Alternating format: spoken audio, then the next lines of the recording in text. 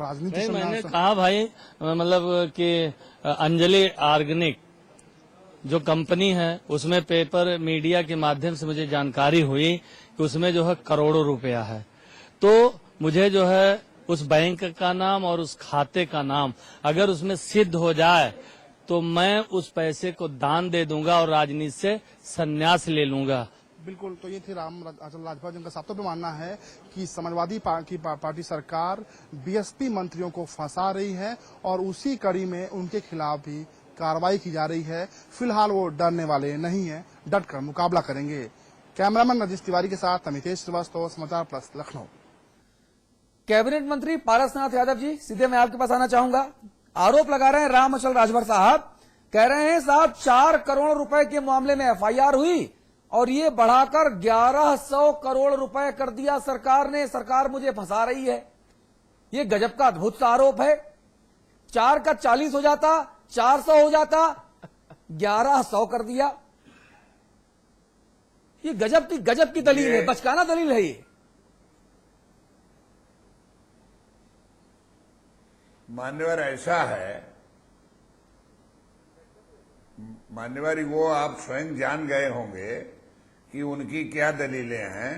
मैं इस पर केवल इतना ही कहना चाहता हूं कि वह जिस बात का शक करते हैं, सरकार हमारी खुले मन से सबको समय देना चाहती है कि कोई निर्दोष न फंसे।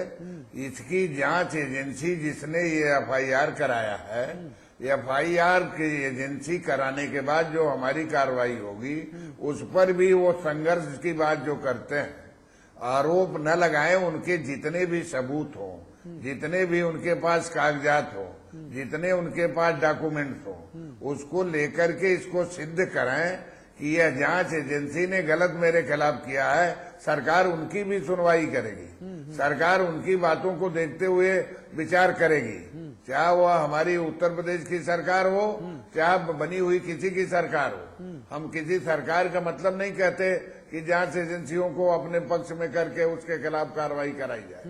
जांच जो दोषी है वो उसी के खिलाफ कार्रवाई होगी। जो जांच आई है वो अगर उनको निर्दोष है तो अपनी बात वो रख सकते हैं। इसीलिए हमारे देश में सबसे बड़ी महत्व जो है न्यायपालिका को दिया गया है और इसीलिए न्यायपालिका ने इस पर विचार करते हुए इन सब मामलों को अपने ढंग से करती है और हमारी सरकार भी खुला हुआ दरवाजा है। आज उनको अपनी कोई बात कहना चाहते हो, सरकार के समक्ष प्रस्तुत करें। और ये आरोप लगाना मिथ्या है, झूठ है, गलत है। मैं ये बात को कहना चाहता हूँ।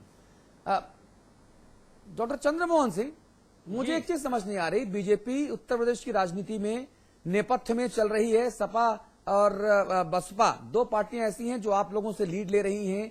क्या यही तो रिंग में है ये? हाँ। और कांग्रेस तो पवेलियन में है। हाँ, और आप लोग 12वें और 13वें खिलाड़ी हैं जो केवल पानी पिलाने में इस्तेमाल किए जा रहे हैं, बाकी प्लेइंग 11 में कोई और है।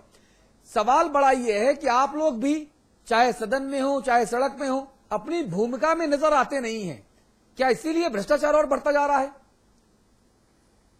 नहीं, हम जो आपने सवाल उठाया भारतीय जनता पार्टी की भूमिका को लेकर, भारतीय जनता पार्टी अपनी भूमिका को विधानसभा चुनाव के बाद में एकदम कार्य योजना बनाकर अभी चित्रकूट में रोड मैप बनाया और उस रोड मैप के आधार पर हम आगे बढ़ रहे हैं।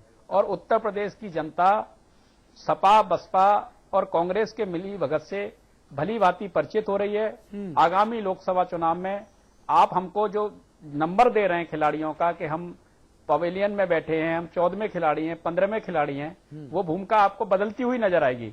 स्थानीय निकाय चुनाव का परिणाम आपने देखा ही है कि वहां हमने अपने को सिद्ध करके दिखाया है। अभी जो भी विषय आए हैं उन पर भारतीय जनता पार्टी ने प्रमुखता से उठाया है।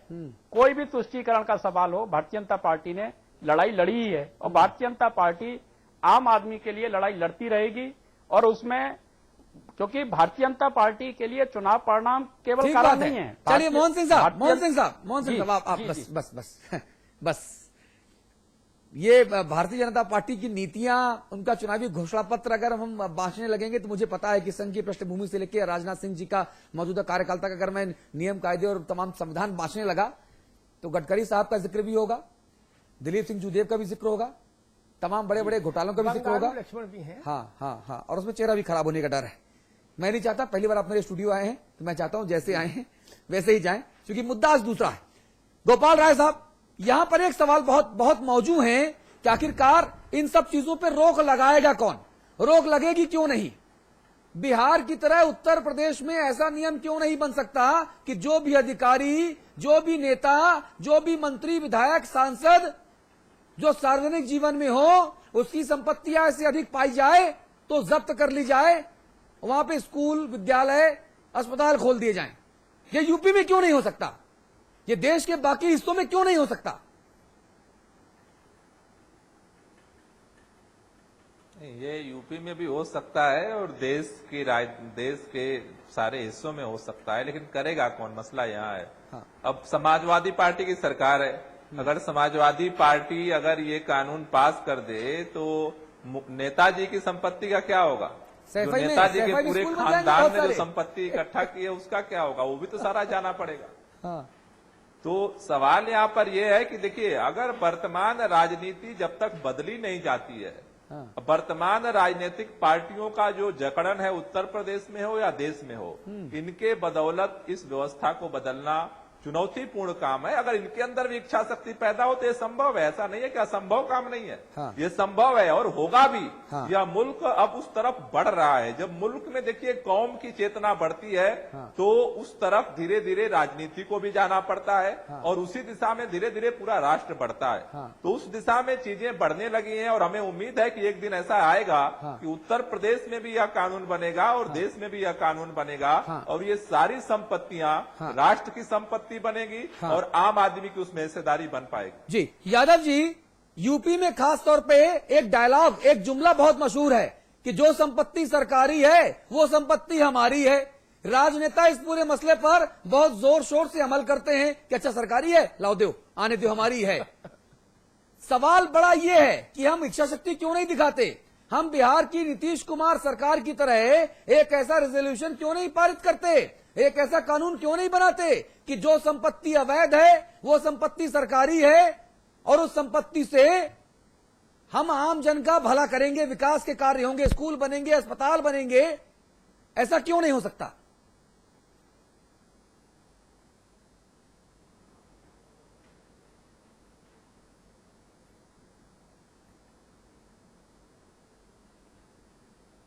हेलो जी हेलो, यादव जी, आवाज आ रही है? सवाल हमसे कर रहे हैं आप? जी आपसे कर रहा हूं। मेरी आवाज सुन रहे हैं? जी आपकी आवाज आ रही है भाई साहब। हेलो, मान्यवर, ऐसा है, जिस सवाल को आपने बिहार का उदाहरण दिया है उसका परिपालन करने के लिए विगत 5 वर्षों में जो लोकतंत्र की जो गला घोटा गया, चाहे वो विधानसभा संचालन का मामला हो, चाहे बजट पास करने का मामला हो, उन्हीं के चलते ये भ्रष्टाचार 5 सालों में बहुत तेजी से बढ़ा। खुली बहस हमारी विधानसभा, हमारी लोकसभा जो एक मंच हुआ करती थी, उसकी कार्यप्रणाली पर जो ग्रहण लग गए थे, उसी के चलते ये सब चीजें उजागर नहीं हुई।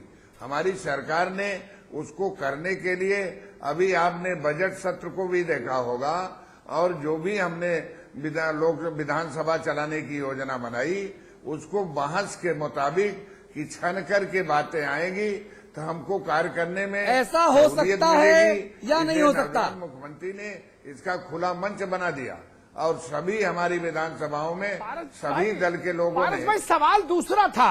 नहीं, मैं सवाल दूसरा था। आपसे सहमत हूँ, ये हो सकता है इन्हीं सब मुद्दों और बहसों से, और आप लोगों के तो ये भरोसा दिला दीजिए ना हमको कि ये कानून लाएंगे। सवाल फिर कर लीजिए। सवाल यही है कि बिहार के तर्ज पर मैं इससे सहमत हूं कि जो माल जो है सरकारी है, वो जो है माल सरकारी घोषित, जो अवैध है वो सरकारी घोषित कर दिया जाए। हम इससे सहमत हैं, हमारी सरकार भी सहमत होगी। मुलायम सिंह जी के बेहद करीबी हैं आप, मुलायम सिंह जी के दोस्त भी हैं, मंत्री भी हैं, उनके एकदम बहुत करीबी भी हैं। ये आप चीज कानून के तौर पर पारित क्यों नहीं करवा सकते? आपकी तो पूर्ण बहुमत की सरकार है।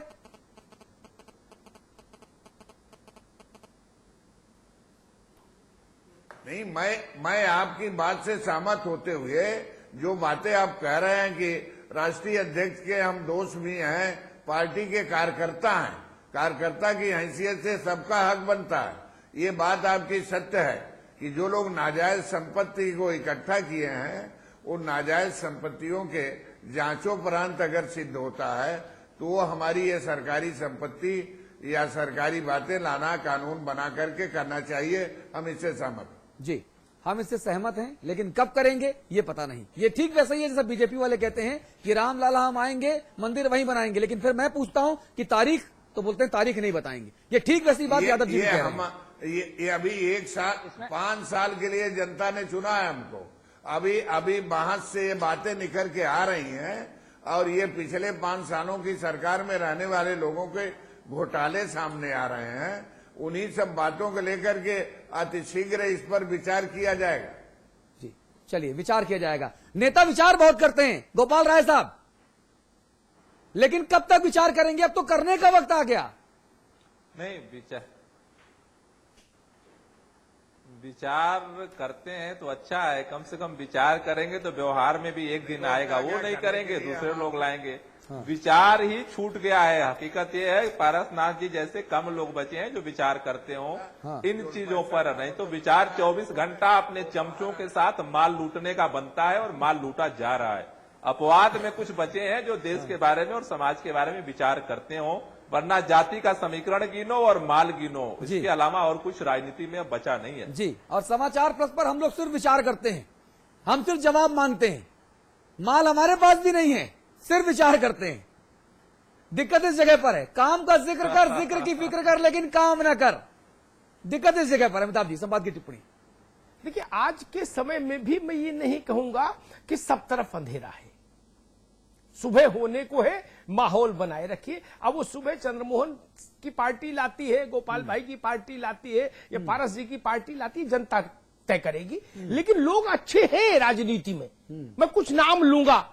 जब मैंने प्रवृत्तियों की बात की तो हमारे मित्र गोपाल भाई ने कहा कि व्यक्ति भी महत्वपूर्ण है। मैं उनकी बात से सहमत हूं। निराकार पूजा एक सीमा के बाद नहीं हो पाती, कोई मूर्ति चाहिए।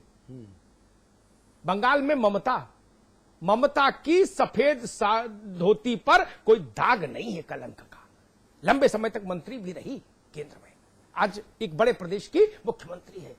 उसका धुर विरोधी भी उनके टेंट्रम की आलोचना कर सकता है, ममता की तुनुक मिजाजी की आलोचना हो सकती है, जुबान की आलोचना हो सकती है, लेकिन काजल की कोठरी में उसकी धोती पर कोई दाग नहीं।